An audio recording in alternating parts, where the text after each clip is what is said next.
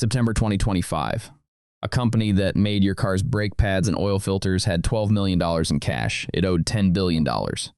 Those two numbers frame one of the largest alleged frauds in American private credit.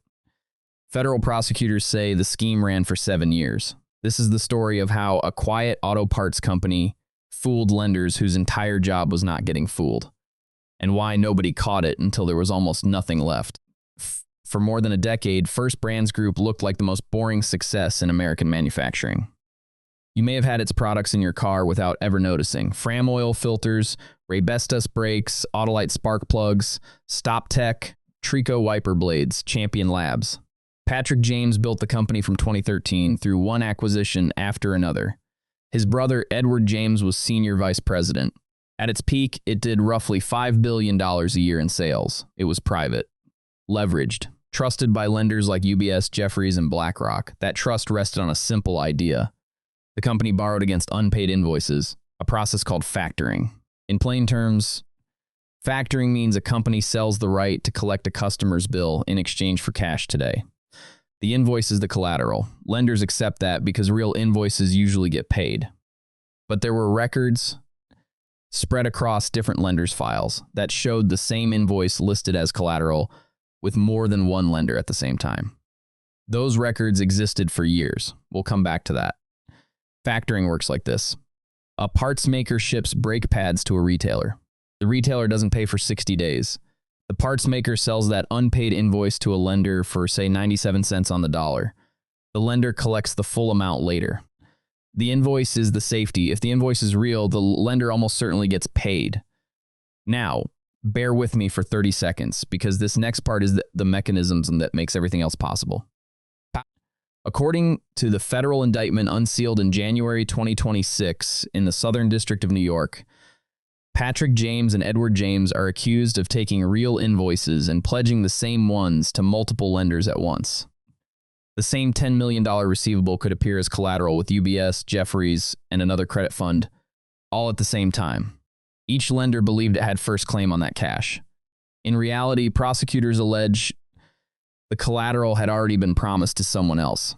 The factoring fraud described in the filing totals around $2.3 billion, and the money didn't go to yachts. According to the indictment, it went into buying more companies. First Brands went from a small Ohio roll-up to an empire with brands inside millions of vehicles. Every acquisition made the company look more stable, but behind that growth was a financing structure built on the same invoices being counted 2 and 3 times over. Private companies don't file quarterly reports with the SEC. There was no stock price to fall, no short sellers digging through public filings. Lenders relied on financial statements and audits provided by the borrower. And the scheme allegedly survived for 7 years because the people controlling those statements also controlled what each lender could see, with the same collateral appearing in different places far enough apart that no single lender had the full picture. That's the structural gap.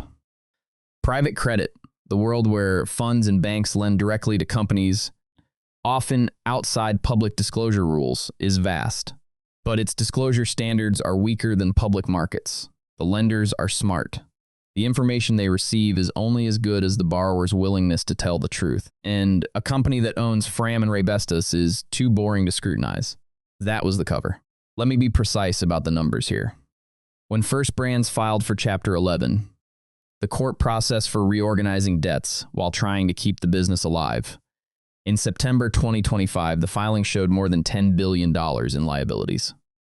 Against just $12 million in cash, $12 million in cash, $10 billion in debt. UBS's O'Connor funds reportedly had more than $500 million of exposure.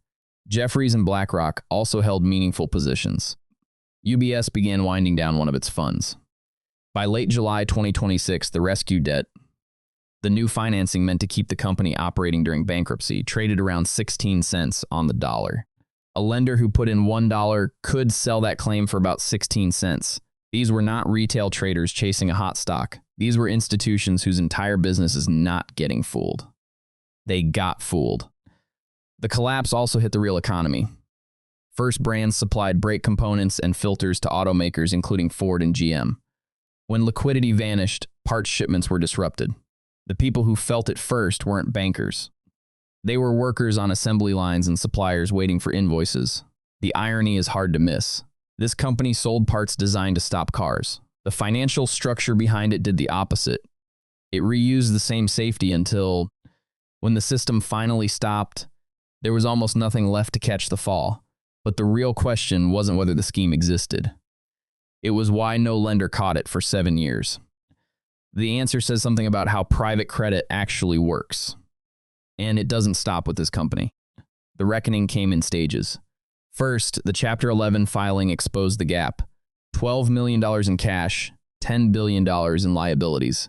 Then in January 2026, Patrick James and his brother Edward were indicted in the Southern District of New York. The charges include wire fraud, bank fraud, money laundering, and running what prosecutors call a continuing financial crimes enterprise.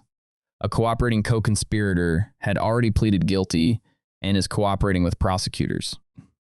The trial is set for July 13, 2026. I'll use the word charged here because that's what the law requires. They've been indicted, not convicted. That distinction matters. The rescue financing meant to stabilize the company is now worth less than a fifth of its face value. The bankruptcy estate is pitching creditors on a plan to claw back $2 billion through lawsuits.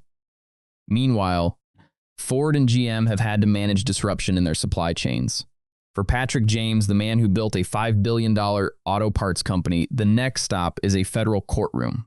The records showing the same invoice pledged multiple times were never hidden. They were scattered across lenders' files, each holding a piece of the truth. No single person assembled the full picture until the company collapsed. The reason why is coming up. Here's the part that's still relevant in 2026. The First Brands case is not really about one company. It's about how private credit actually works when no one is watching. Lenders get paid to deploy money quickly. Due diligence often means reviewing documents the borrower provides. The labels sound reassuring, sophisticated, institutional, secured, but they don't always mean anyone double-checked the collateral. Much of that system is legal. Legal and safe are not the same thing. When you hear that an investment was secured by collateral, ask a different question. Who else might have a claim on that same collateral? The most dangerous financial stories are rarely the loudest ones. They're the quiet companies selling things too ordinary to question. That's where the risk hides. This script is based on publicly available court records, bankruptcy filings, and verified reporting. Financial and legal situations change. Verify current details before relying on them. And about that question from earlier, why 7 years? The answer is less satisfying than you'd hope. The information existed. It was just divided. Each lender had one piece. No one had both the reason and the ability to put the pieces together. That division is still built into private credit today. What we don't have is the complete internal record of who saw what and when. The court documents give us the outline. Some of the specifics may never come out. By the time you watch this, the July 13 trial may be underway. The rescue debt still trades around 16 cents on the dollar. The brands are still on shelves, still in cars. Patrick and Edward James face federal charges that could put them in prison for years. If this story connected to something you've been thinking about, the next video covers a different corner of the same system.